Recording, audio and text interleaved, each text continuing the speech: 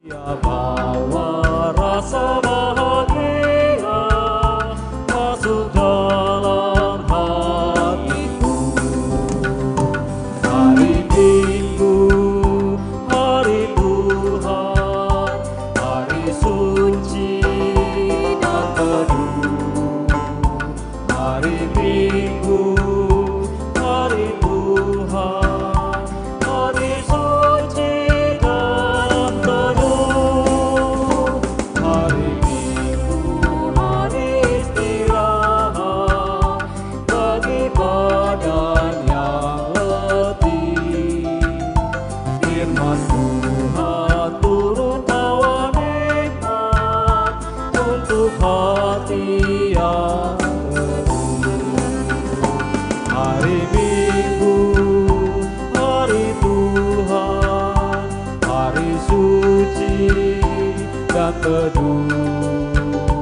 Hari Minggu, hari Tuhan, hari suci dan teduh. Di dalam nama Allah Bapa dan nama anaknya Tuhan Yesus Kristus dan nama Roh Kudus halik langit dan bumi. Amin. Sebab aku yakin bahwa penderitaan zaman sekarang ini tidak dapat dibandingkan dengan kemuliaan yang akan dinyatakan kepada kita. Haleluya.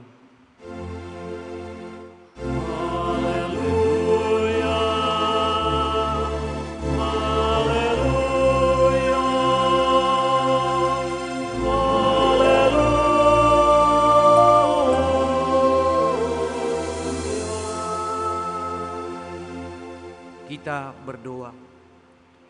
Ya Tuhan Allah yang Maha Kuasa, berikanlah kepada kami kepercayaan yang hidup, agar kami tetap percaya kepada anak-Mu Yesus Kristus Tuhan kami.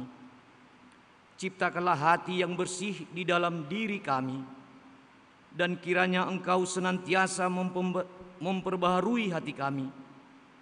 Teguhkanlah iman kami, agar kami bersuka cita, mengingat bahwa dosa kami telah diampuni di dalam Tuhan Yesus Kristus Tuhan kami. Amin. Jemaat, kami persilakan duduk kembali. Kita kembali bernyanyi dari Kidung Jemaat nomor 235 ayat 3 sampai dengan ayat 4.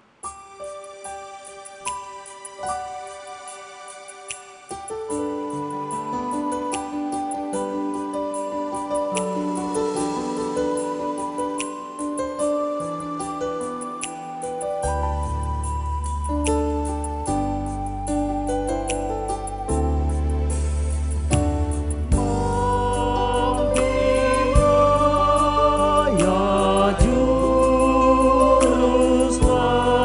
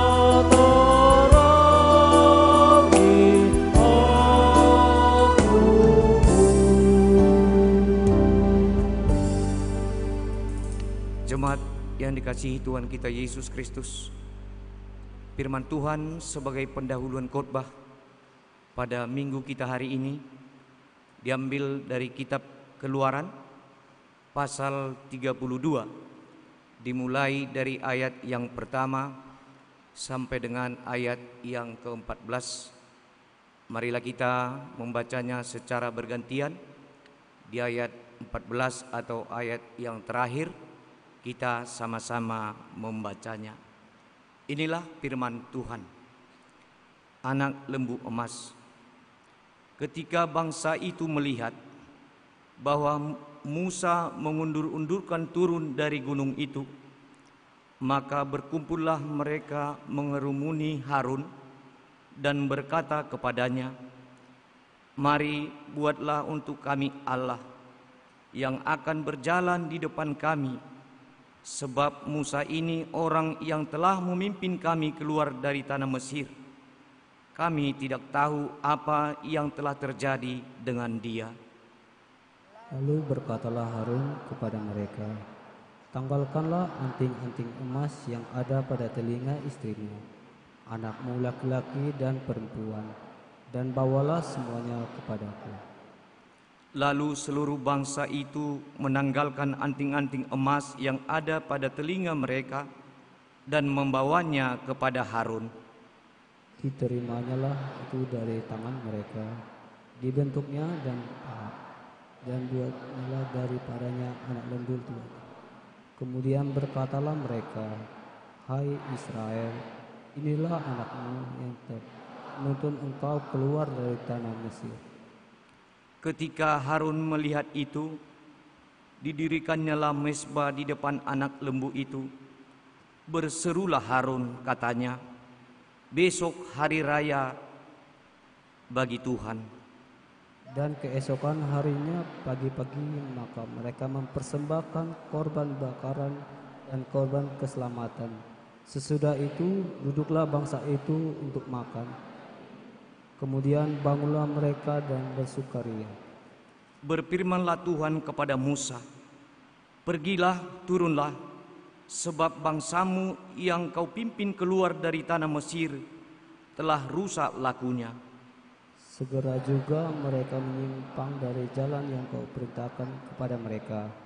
Mereka telah membuat anak lembu tuangan, dan kepadanya mereka sujud menyembah dan mempersembahkan korban, sambil berkata, "Hai Israel, inilah anak yang engkau keluar dari tanah Mesir."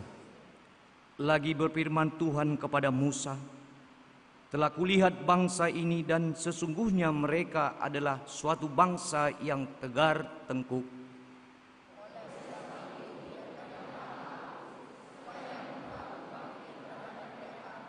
Aku juga membinasakan mereka, tetapi engkau akan kubuat menjadi bangsa yang besar." Lalu Musa mencoba melunakkan hati Tuhan Allahnya dengan berkata, "Mengapakah Tuhan murkamu bangkit terhadap umatmu yang telah kau bawa keluar dari tanah Mesir dengan kekuatan yang besar dan dengan tangan yang kuat?" Mengapakah orang Mesir akan berkata, "Dia membawa mereka keluar dengan maksud menimpakan malapetaka kepada mereka dan membunuh mereka di gunung dan membinasakan muka bumi. Berbaliklah dari mereka dia itu dan menyesallah karena malapetaka yang hendak kau datangkan kepada umatmu." Ingatlah kepada Abraham, Ishak dan Israel, hamba-hambamu itu, sebab kepada mereka engkau telah bersumpah demi dirimu sendiri dengan berfirman kepada mereka, "Aku akan membuat keturunanmu sebanyak bintang di langit, dan seluruh negeri yang telah kujanjikan ini akan kuberikan kepada keturunanmu, supaya dimilikinya untuk selama-lamanya." Kita sama-sama membacanya. "Dan menyesallah Tuhan karena malapetaka yang diceritakannya atas umatnya." Demikian firman Tuhan. Berbahagialah setiap orang yang mendengar firman Tuhan, yang menghayati serta mengamalkannya. Amin. Kita kembali memuji Tuhan dari Kidung Jemaat nomor 26 ayat 1 sampai dengan ayat 2.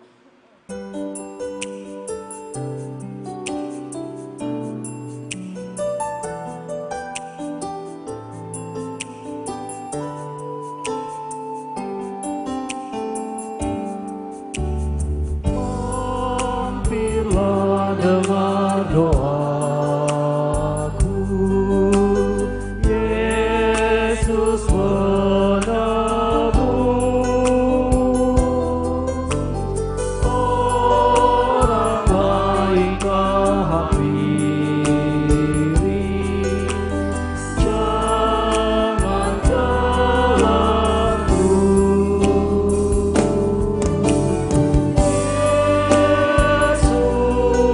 Yesus Tuhan, dengar doaku.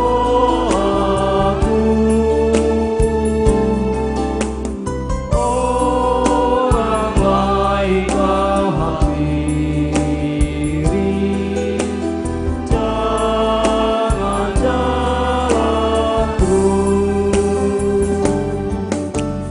Di hadapan tata rahmat, aku menyembah. Tunduk dalam penyesalan, Tuhan tolonglah.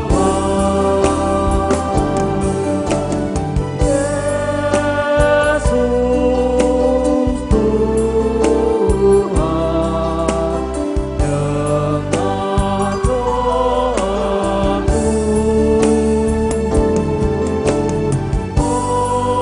Orang baik kau hampiri, jangan jalanku.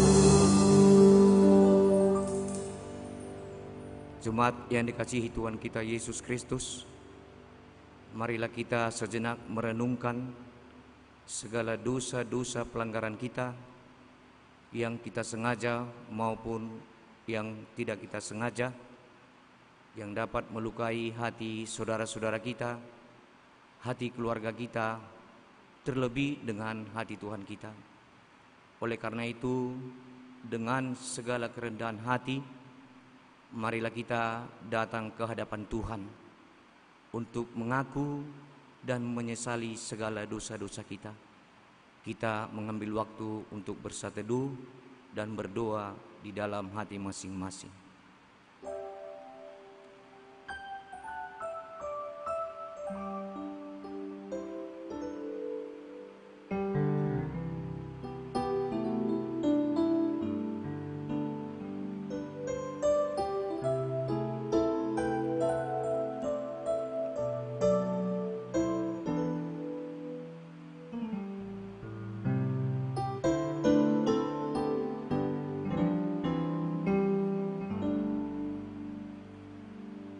Kita mengikuti di dalam hati masing-masing, kita berdoa. Bapa kami yang di sorga, di dalam nama Yesus Kristus Tuhan kami, Engkaulah Tuhan yang Maha Kuasa, Khalik langit dan bumi, dan sumber segala kebenaran dan keadilan untuk menghakimi umat manusia. Kami datang bersembah sujud di hadapan-Mu untuk menyesali dosa dan kejahatan kami, karena perbuatan dan pikiran kami yang melanggar hukum-Mu. Kami senantiasa menuruti godaan setan, hawa nafsu, dan tabiat kami yang jahat itu. Sepantasnya lah kami menerima ganjaran sesuai dengan kejahatan kami. Tetapi kami telah sadar akan kejahatan kami, sehingga kami datang ke hadapan-Mu untuk menyerahkan diri dan menyesali segala dosa kami. Tolong dan kasihanilah kami. Ampunilah segala dosa dan kesesatan kami. Dan suruhlah Roh-Mu yang kudus itu untuk menerangi pikiran dan jiwa kami, supaya kami dapat berbuat baik dan mematuhi segala kehendak-Mu di dalam kebenaran, sehingga kami beroleh hidup yang kekal di dalam pengasihan Tuhan Yesus Kristus, Tuhan kami. Amin. Janji Tuhan tentang pengampunan dosa kita. Tuhan adalah penyayang dan pengasih, panjang sabar dan berlimpah-limpah kasih setianya. Tidak dilakukannya kepada kita setimpal dengan kesalahan kita. Seperti Bapa sayang kepada anak-anaknya, demikianlah Tuhan sayang kepada orang yang takut akan Dia. Segala kemuliaan bagi Allah di tempat yang maha tinggi. Amin. Jemaat, kami persilakan duduk kembali. Kita kembali memuji Tuhan dari pelengkap Kidung Jemaat nomor 126 ayat 1 dan ayat 3.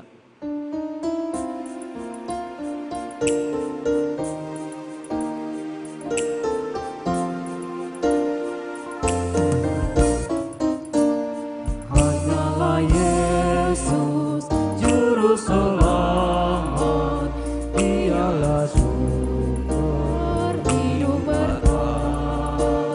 Layaklah Dia terima kuasa, puji dan hormat selamanya. Hanyalah Yesus Juru Selamat, aib dan dosa dihapusnya.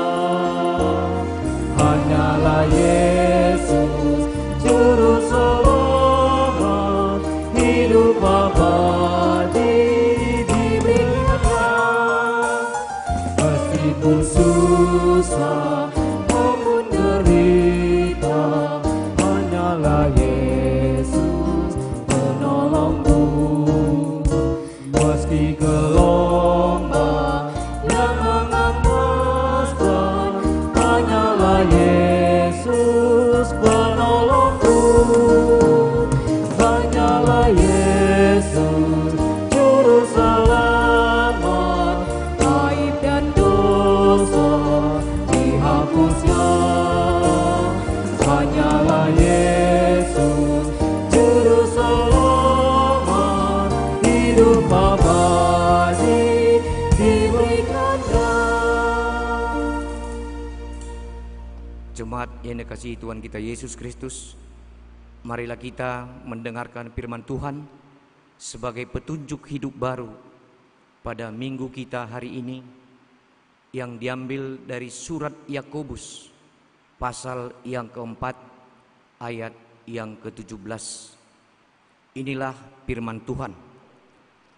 Jadi jika seorang tahu bagaimana ia harus berbuat baik, tetapi ia tidak melakukannya, ia berdosa. Demikian firman Tuhan. Marilah kita sama-sama berdoa memohon kekuatan daripada Tuhan kita. Ya Allah Bapa kami, berilah kami kekuatan untuk melakukan yang sesuai dengan firman-Mu. Amin. Kita kembali memuji Tuhan dari pelengkap Kidung Jemaat nomor 187 ayat 1 dan ayat 3.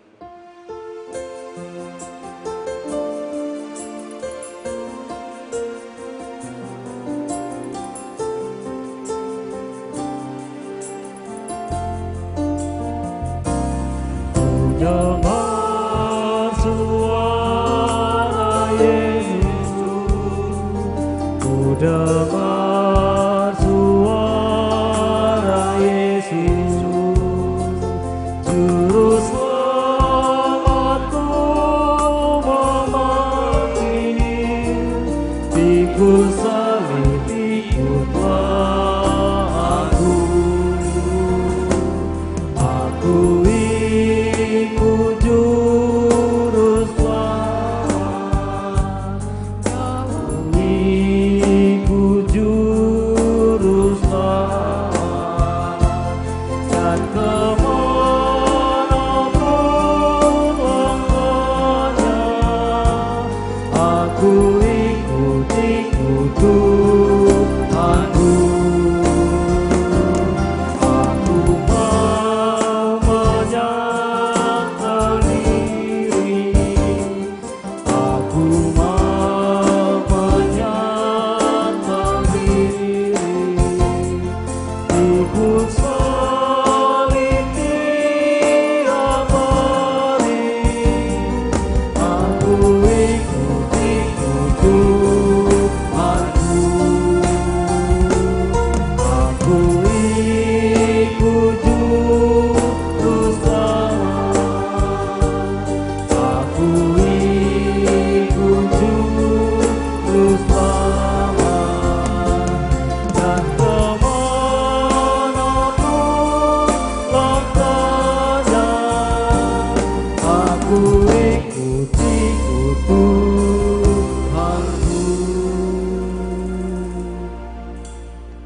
jemaat yang dikasihi Tuhan kita Yesus Kristus, marilah kita bersaksi, mengikrarkan pengakuan iman kita bersama jemaat pada segala abad di seluruh dunia ini.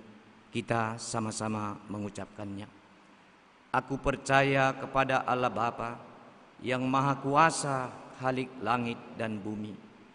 Aku percaya kepada Yesus Kristus, Anaknya yang tunggal Tuhan kita, yang dikandung daripada Roh Kudus, lahir dari anak darah Maria, yang menderita di bawah pemerintahan Pontius Pilatus, disalibkan, mati dan dikuburkan, turun ke dalam kerajaan maut, pada hari ketiga bangkit pula dari antara orang mati, naik ke sorga, duduk di sebelah kanan Allah Bapa yang Maha Kuasa, dan akan datang dari sana untuk menghakimi orang yang hidup dan yang mati. Aku percaya kepada Roh Kudus, gereja yang kudus dan am, persekutuan orang kudus, pengampunan dosa, kebangkitan daging, dan hidup yang kekal. Amin. Jemaat, kami persilakan duduk kembali. Untuk menyambut pemberitaan firman Tuhan, kita bernyanyi dari Kidung Jemaat nomor 353 ayat 1 sampai dengan ayat 2 ditambah dengan ayat 4.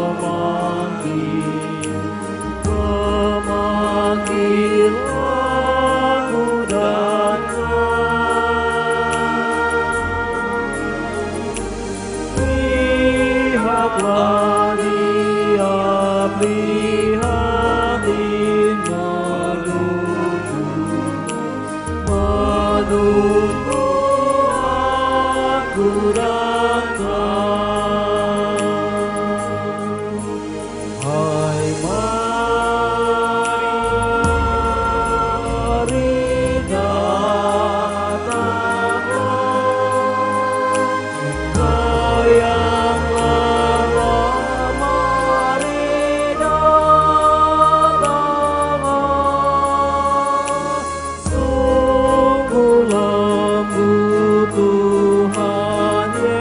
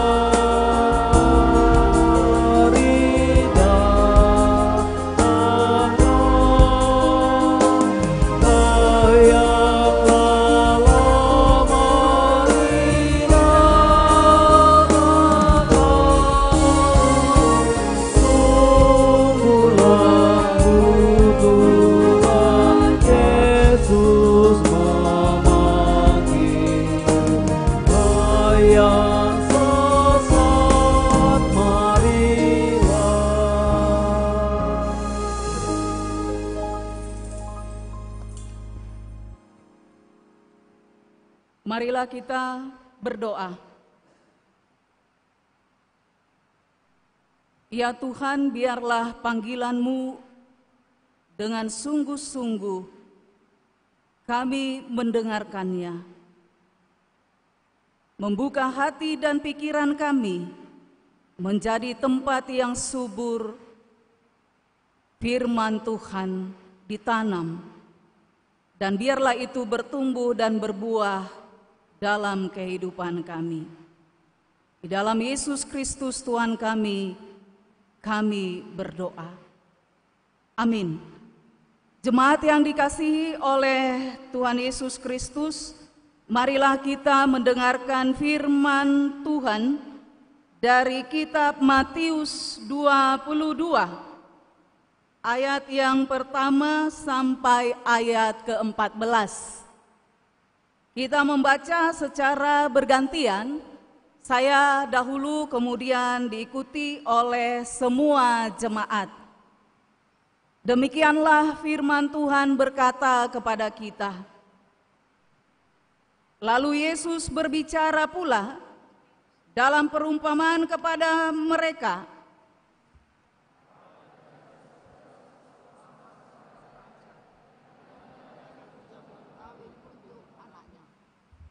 Ia menyuruh hamba-hambanya memanggil orang-orang yang telah diundang ke perjamuan kawin itu. Tetapi orang-orang itu tidak mau datang. Ia menyuruh pula hamba-hambanya, pesannya, katakanlah kepada orang-orang yang diundang itu, sesungguhnya hidangan telah kusediakan, lembu-lembu jantan dan ternak piaraanku telah disembelih. Semuanya telah tersedia. Datanglah ke perjamuan kawin itu. Tetapi orang-orang yang diundang itu tidak mengindahkannya. Ada yang pergi ke ladangnya, ada yang pergi mengurus usahanya. Dan yang lain menangkap hamba-hambanya itu, menyiksanya dan membunuhnya. Maka murkalah raja itu, lalu menyuruh pasukan-pasukannya ke sana untuk membinasakan pembunuh-pembunuh itu dan membakar kota mereka. Sesudah itu ia berkata kepada hamba-hambanya, perjamuan kawin telah tersedia, tetapi orang-orang yang diundang tadi tidak layak untuk itu. Sebab itu pergilah ke persimpangan-persimpangan jalan dan undanglah setiap orang yang kamu jumpa di sana ke perjamuan kawin itu. Maka pergilah hamba-hamba itu, dan mereka mengumpulkan semua orang-orang yang dijumpainya di jalan-jalan, orang-orang jahat dan orang-orang baik, sehingga sesuangan perjamuan kawin itu dengan tamu. Ketika raja itu masuk untuk bertemu dengan tamu-tamu itu, ia melihat seorang yang tidak berpakaian pesta. Ia berkata kepadanya, hai saudara, bagaimana engkau masuk kemari dengan tidak mengenakan pakaian pesta? Tetapi orang itu diam saja. Lalu kata raja itu kepada hamba-hambanya, ikatlah kaki dan tangannya, dan campakkanlah orang itu ke dalam kegelapan yang paling gelap. Di sanalah akan terdapat ratap dan kertak gigi. Sebab banyak yang dipanggil, tetapi sedikit yang terpilih.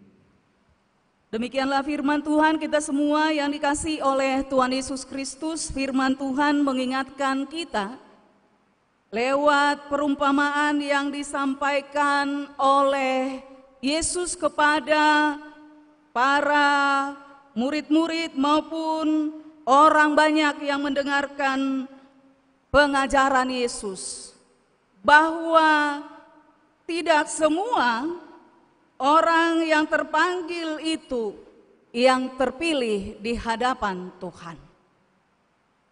Begitu banyak orang yang terpanggil, namun sedikit yang terpilih. Ternyata untuk menjadi orang yang terpilih, kita harus mengikuti apa yang diaturkan oleh Allah di dalam kehidupan kita.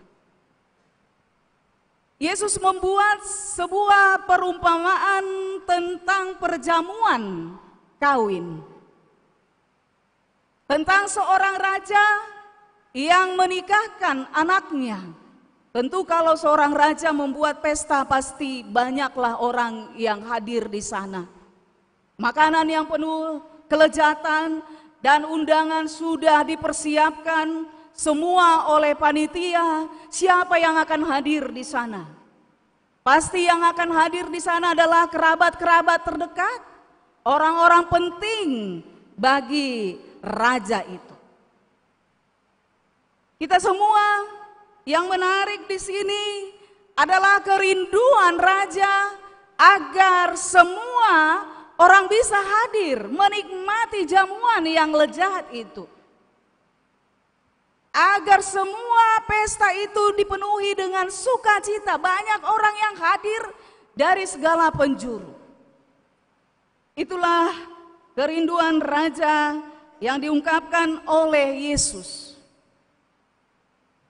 Lalu raja itu pun mengingatkan, menyampaikan kepada hamba-hambanya untuk pergi mengingatkan kembali para undangan yang telah menerima undangan tersebut, agar disampaikan bahwa pesta akan segera kita mulai.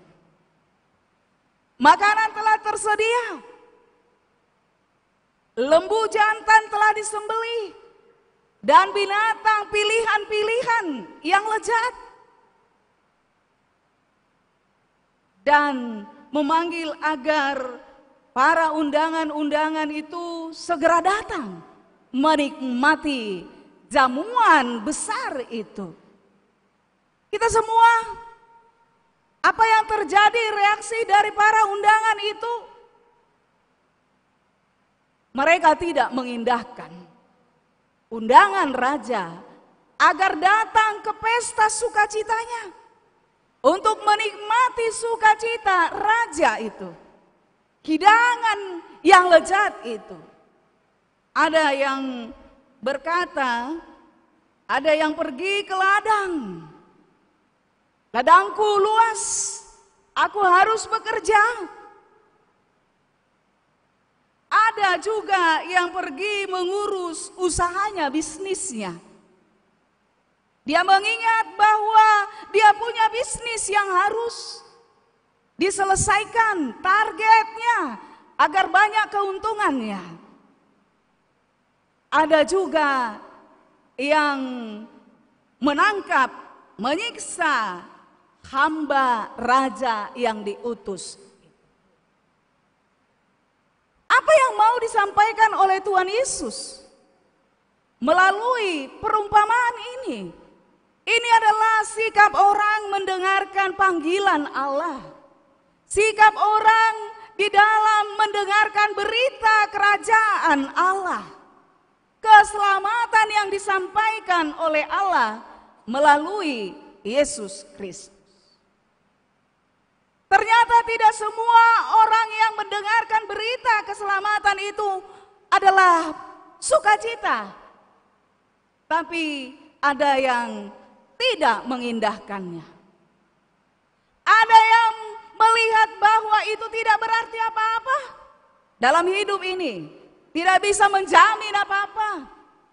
Ada yang menganggap bahwa ladang pekerjaannya adalah jaminan kehidupannya. Bagi orang yang seperti ini, bahwa hidup ini adalah usahanya sendiri. Dia melihat bahwa berita keselamatan tidaklah mengubah masa depannya. Tidak berarti apa-apa panggilan Tuhan dalam hidupnya, firman Tuhan dalam hidupnya. Bagi dia yang utama adalah upaya, pekerjaan, usaha yang dia lakukan. Yesus mau menggambarkan ada iman yang seperti ini. Iman yang mengandalkan kekuatan manusia. Seperti iman orang Farisi dan para ahli Taurat. Mereka menganggap bahwa keselamatan adalah karena upaya mereka melakukan hukum Taurat. Dengan segala usaha manusia, tidak berarti apa-apa anugerah Allah. Karena itu mereka mencela, menghina Yesus. Disebut di sini menangkap dan menyalibkan Yesus. Yesus mau mengatakan apa yang akan terjadi pada dirinya. Dan Yesus mau mengatakan juga apa yang akan terjadi pada orang-orang yang memberitakan firman Tuhan. Tidak semua mencintainya. Tantangan yang dihadapi anak-anak Tuhan, bisa tantangan itu dari sekeliling kita. Yang mencela kita, yang menolak kita, yang menganggap itu nggak ada artinya. Masa bodoh. Bisa itu datang dari teman kita.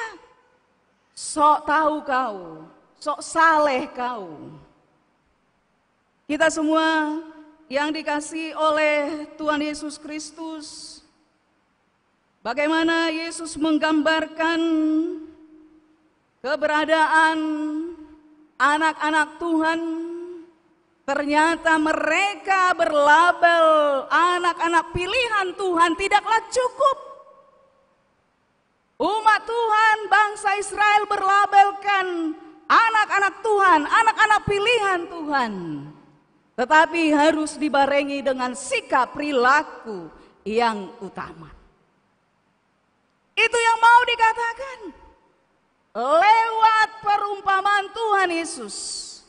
Kita tidak cukup menjadi anak-anak Tuhan yang dipilih, tetapi bagaimana kita menyatakan panggilan kita itu dengan sungguh-sungguh mendengarkan panggilan Allah dan mewujudkannya dalam kehidupan kita. Dengan sungguh-sungguh percaya akan berita keselamatan, akan pemeliharaan Allah dalam kehidupan kita. Di mana anak-anak Tuhan tidak berorientasi pada kekuatan intelektualnya yang mengatur kehidupan. Tidak berorientasi pada kekuatan dia bekerja. Banyak orang yang bekerja keras belum tentu. Kita harus dalam setiap saat memanggil kekuatan Tuhan dalam kehidupan kita. Kehadiran Allah dalam kehidupan kita. Itu yang mau dikatakan. Orang-orang ini tidak melibatkan kehadiran Allah. Panggilan Allah. Berita sukacita. Mereka melihat dunia inilah yang utama. Menjadi sukacita fokus kehidupan mereka. Karena itu mereka melihat ladangnya, bisnisnya, dan lain sebagainya. Berita keselamatan firman Tuhan itu tidaklah ada apa-apanya dalam kehidupannya. Tidak mengubah kehidupannya. Kita semua yang dikasihi oleh Tuhan Yesus Kristus, lalu raja itu pun marah kepada para undangan itu karena mereka menyiksa dan bahkan membunuh. Tidak hanya menolak, tetapi menangkap dan membunuh dan membakar kota mereka. Bagaimana raja itu membela, menegakkan keadilan bagi para anak-anaknya, para hamba-hambanya yang bekerja untuk Tuhan, yang bekerja untuk raja itu. Kita semua mungkin pembelaan dunia ini bisa terbalik, tetapi keadilan Allah akan selalu nyata, akan selalu tegak. Dikatakan di sini bagaimana orang yang menolak dan yang menganggap remeh firman Tuhan, bagaimana mereka yang menolak, menyiksa para hamba-hamba raja itu.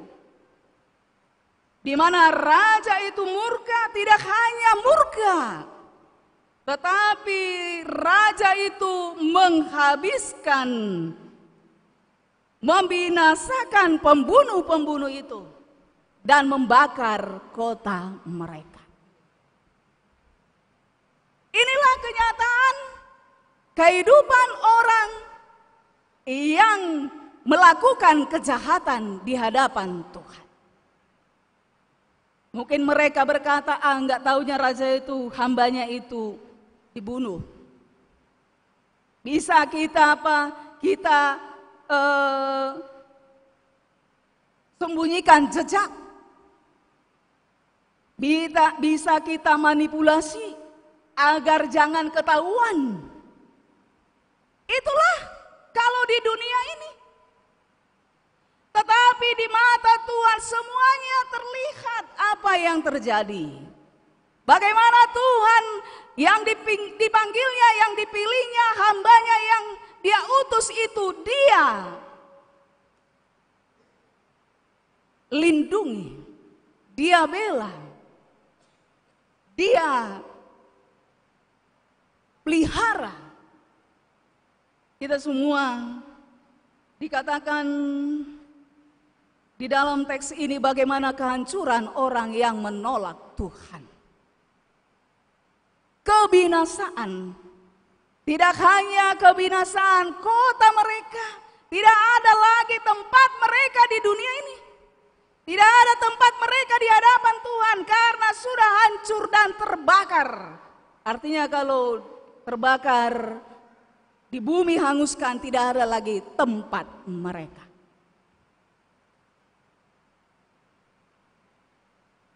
Lalu kemudian raja itu pun menyuruh hamba-hambanya pergi ke persimpangan simpang jalan. Lalu memanggil orang-orang yang ada di persimpangan jalan itu. Apa yang mau dikatakan di sini? Orang-orang yang di persimpangan jalan, di jalan-jalan, orang-orang jahat dan orang-orang yang baik semua dipanggil Tuhan.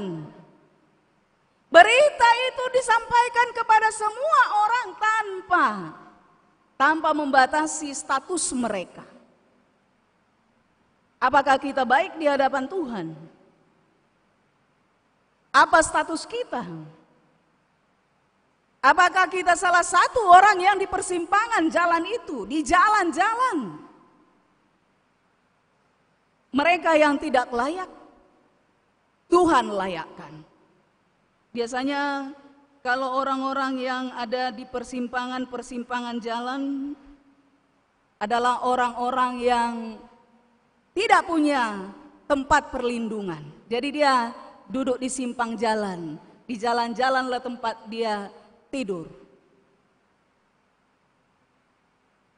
Orang-orang yang terpinggirkan, tetapi mereka diundang turut bersama dalam pesta kerajaan itu.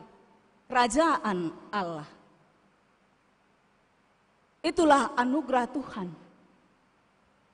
Bahwa yang tidak layak tadi, yang tidak diperhitungkan, yang tidak diundang tadi, diundang oleh Allah. Biasanya kalau raja berpesta di dunia ini, raja dunia ini, nggak mungkinlah diundang orang-orang yang tidak layak. Malu pun raja itu kan gitu kan. Tetapi raja ini adalah raja yang sahabat bagi semua orang. Kalau di raja di dunia ini berapa raja yang diundang kan gitu. Berapa helikopter yang hinggap di situ. Berapa mobil yang elit-elit. Betapa luar biasanya kasih Allah yang tidak bersyarat itu kepada manusia. Lalu kemudian raja itu melihat di antara undangan itu yang sudah masuk ke dalam kerajaan perjamuan makan itu. Lalu dilihat ada di sana orang yang tidak berpakaian pesta. Ada seorang yang tidak berpakaian pesta, lalu raja itu murka. Tangkap itu orang, campakkan dia kepada tempat yang gelap dan penuh dengan kertak gigi. Apa yang dimaksud di sini? Kita semua yang dikasihi oleh Tuhan Yesus Kristus, bahwa pakaian pesta itu adalah keselamatan. Pakaian pesta itu adalah hati yang bersih, iman yang sungguh-sungguh, di mana orang ini tidak berpakaian pesta, dianggap juga sebagai orang yang menganggap sepele tentang perjamuan itu. Pakaian menggambarkan identitas. Kalau kita membaca di dalam kitab Wahyu 3 ayat 5, bagaimana Tuhan memberikan pakaian putih. Pakaian putih yang dijanjikan Tuhan Yesus bagi barang siapa yang menang, ia akan dikenakan pakaian putih dan Allah tidak menghapus namanya dari kitab kehidupan. Itu berarti pakaian surgawi, itu berarti aturan kerajaan Allah harus ternyata diikuti dengan perilaku yang benar di hadapan Tuhan. Orang yang tidak berpakaian pesta ini tidak mengikuti aturan perjamuan. Dia juga tidak turut di dalam, dia juga diusir. Ada orang yang tidak turut di dalam yang tadi adalah mereka yang mengutamakan kehidupan dunia, ladangnya, bisnisnya, dan lain sebagainya. Dan yang kedua adalah orang yang tidak berpakaian pesta, yang tidak berperilaku sebagai anak-anak kerajaan Allah. Kita semua apa yang mau dikatakan tidak cukup, ternyata kita berada di dalam, tidak cukup kita bergereja. Tetapi yang utama bagaimana kita menghidupi identitas kita. Pakaian menunjukkan identitas. Identitas kita sebagai anak-anak yang telah dipanggil dan dipilih oleh Tuhan yang berbeda dari dunia ini. Kalau Paulus mengatakan menanggalkan pakaian lama, menanggalkan keinginan daging. Keinginan daging yang dikenal dengan berbagai kejahatan, penipuan, perampokan, berita-berita, gosip, sifat-sifat iri, sirik, dan lain sebagainya. Itu adalah gambaran anak-anak dunia. Tetapi mengenakan pakaian baru, hidup baru, yang dikenal dengan kelemah lembutan buah-buah roh. Kasih, damai, sukacita, dan seterusnya pengendalian diri. Kita semua yang dikasihi oleh Tuhan Yesus Kristus, ternyata kita tidak cukup bangga kalau kita sudah bergereja, sudah selamat di hadapan Allah. Tetapi bagaimana kita mewujudkan iman kita, iman Kristen dalam kehidupan kita sehari-hari ketika kita bekerja, ketika kita bergaul. Kalau anak-anak muda ini bagaimana mewujudkan iman Kristen sebagai anak-anak muda Tuhan di dalam pergaulannya, di dalam studinya. Itu yang mau diungkapkan dalam perumpamaan ini. Merekalah yang menikmati jamuan makan yang lezat itu. Merekalah yang menikmati makanan rohani yang telah tersedia itu. Kalau Yesus berkata, "Akulah roti kehidupan," barang siapa yang makan makanan yang kusediakan tubuhku, ia tidak akan lapar lagi, tetapi memperoleh kehidupan selama-lamanya. Pada mereka lah ada kehidupan yang kekal, yang menikmati anugerah Allah yang kekal. Bagi mereka yang mau diundang, bagi mereka yang mau masuk ke dalam kerajaan Allah, bagi mereka yang mau memakai pakaian pesta. Identitas sebagai anak-anak Tuhan. Kita semua dari teks ini dikatakan ada 3 kategori. Ada orang yang terpanggil namun menolak. Berita kerajaan Allah itu, firman Allah, ternyata tidak semua orang yang menyambutnya. Ada yang menolak, bahkan membakar, menjadi musuh. Berita itu tidaklah menarik. Berita itu mengganggu ketenangan mereka. Mereka disebut tadi mereka yang selalu berpikiran dunia. Bisa saja orang Kristen ada di antaranya, terdaftar jadi Kristen, tapi nggak pernah ke gereja, kan gitu ya? Iya kan Amang? Jadi pelayan Tuhan dia terdaftar, nggak pernah tahu apa tugas pelayan, nggak pernah dilaksanakannya. Lalu kemudian mati dia, isi tuanya itu rupanya, katanya gitu. Ada begitu, saya dulu melayani jemaat ada gitu. Sintuanya dia, saya bilang, iya. Selama saya di sini nggak pernah saya lihat. Jangankan melayani, nggak pernah datang. Nah, kan gitu ya. Yang kedua, dia terpanggil, lalu kemudian terpilih masuk ke dalam kerajaan Allah, tapi kenyataan hidupnya tidak sesuai dengan iman Kristen, lalu dikeluarkan. Keluar kau, nggak di sini tempat kau, nggak layak kau, katanya kan gitu. Karena pakaianmu itu, cakapmu pun cakap kotor, katanya kan.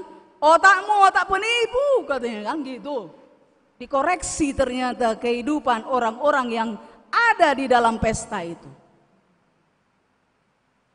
Kalau Tuhan mengkoreksi pasti benar kan gitu. Kalau dosen mengkoreksi bisa salah kan.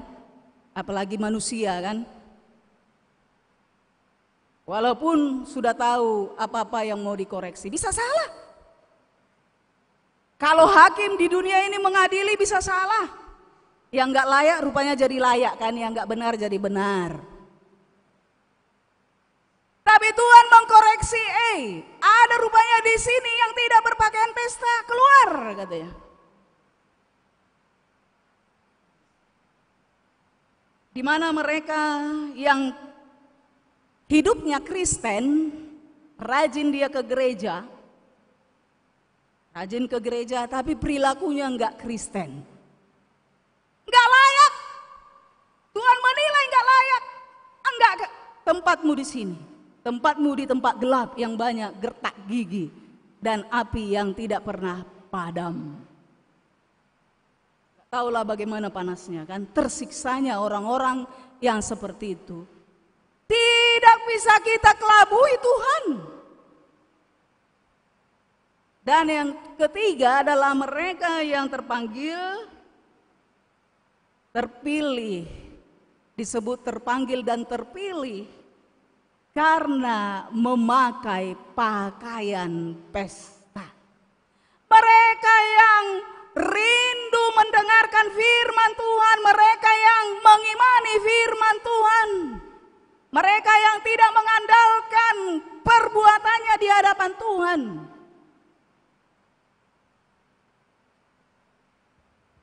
Mereka yang memperlihatkan dalam kehidupannya bagaimana iman Kristen itu dalam setiap gerak hidupnya. Sekalipun dia menderita, Yesus berkata, berbahagialah orang yang menderita karena aku. Berbahagialah mereka yang disiksa karena aku, yang diburu karena aku, karena sesungguhnya merekalah yang empunya kerajaan Allah. Mereka yang bersih hatinya, yang suci hatinya di hadapanku, merekalah yang empunya kerajaan Allah. Di manakah kita? Kita merenungkan tipe yang manakah kita? Kitalah masing-masing yang menjauh. Amin, kita berdoa. Ya Tuhan, biarlah kami sungguh-sungguh gembira menyambut berita panggilan Tuhan dalam kehidupan kami dan melaksanakan panggilan-Mu itu dalam setiap kehidupan kami kemanapun kami melangkah. Biarlah langkah kami adalah langkah yang benar, jalan-jalan kami adalah jalan yang benar di hadapan Tuhan, yang memberikan sukacita bukan murka di hadapan Tuhan.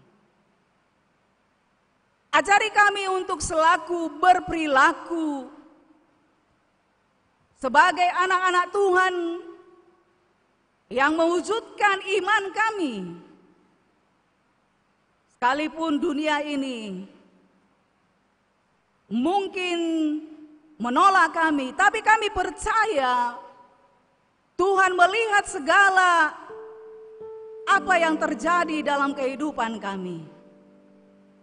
Kami percaya akan anugerah Tuhan yang telah tersedia untuk kami nikmati makanan rohani yang kekal, yang menjadi kekuatan hidup kami, kekuatan pengharapan kami bahwa kami telah diselamatkan oleh Tuhan, dan biarlah kami menghidupi keselamatan itu, menjaga keselamatan kami supaya tidak ternoda, sehingga kami menjadi bagian kerajaan Allah selama-lamanya.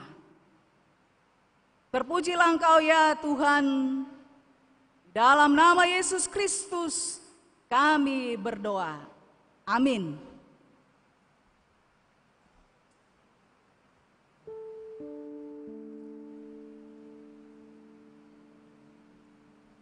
Kita bernyanyi merespon firman Tuhan dari Kidung Jemaat nomor 407.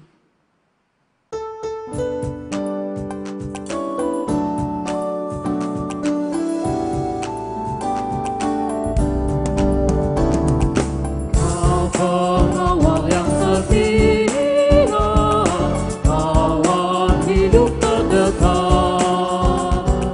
jauhkan kami dari dosa, panggil pulang yang sesat. Tuhan Yesus Juru Selamat, kami mohon beri berkat.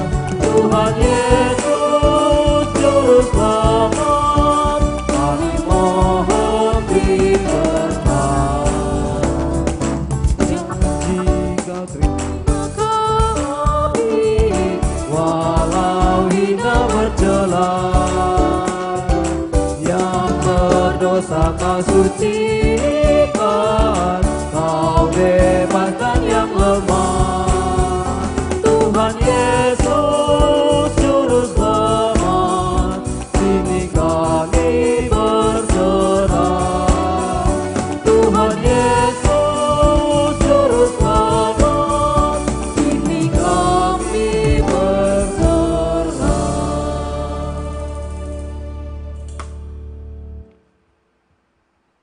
Untuk menghantar kita memberikan kurban persembahan syukur, marilah kita mendengarkan firman Tuhan yang tertulis dalam 1 Petrus 2 ayat 5, demikian firman Tuhan berkata,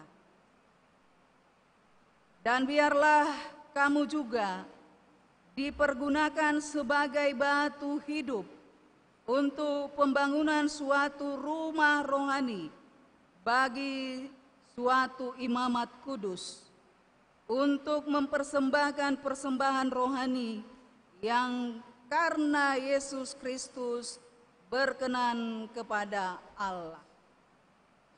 Sekarang kita kumpulkan persembahan kita.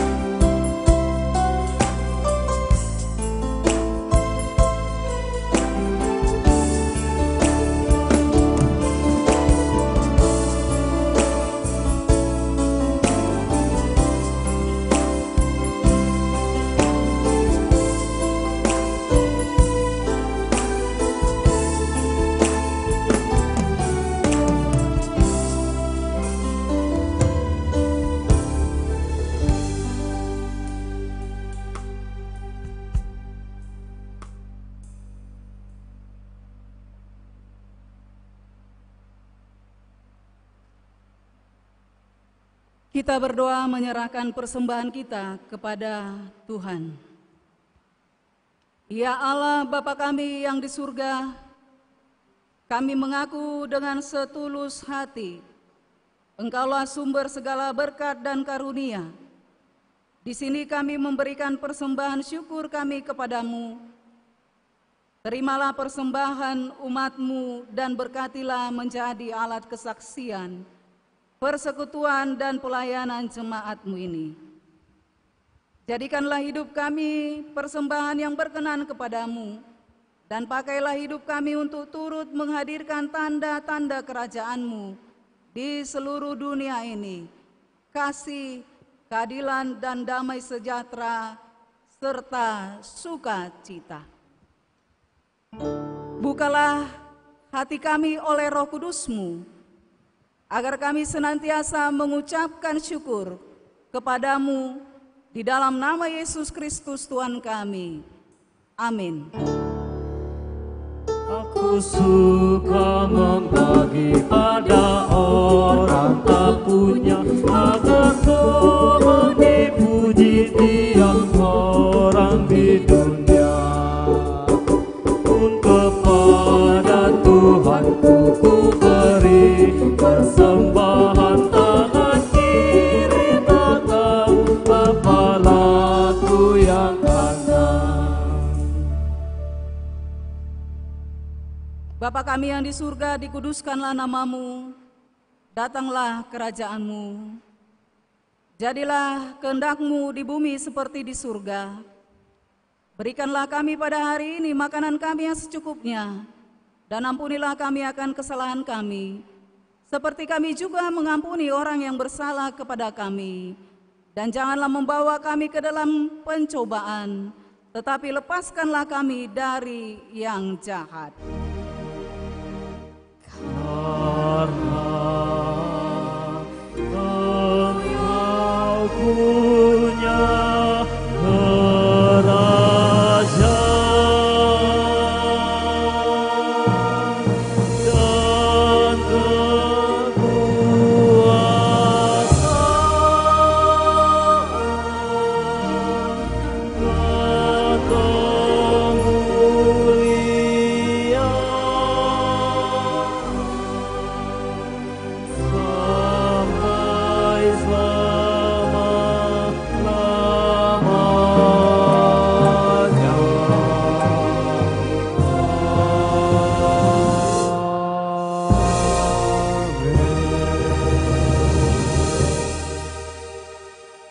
Pulanglah dalam damai sejahtera dan terimalah berkat Tuhan. Tuhan memberkati engkau dan melindungi engkau. Tuhan menyinari engkau dengan wajah-Nya dan memberi engkau kasih karunia.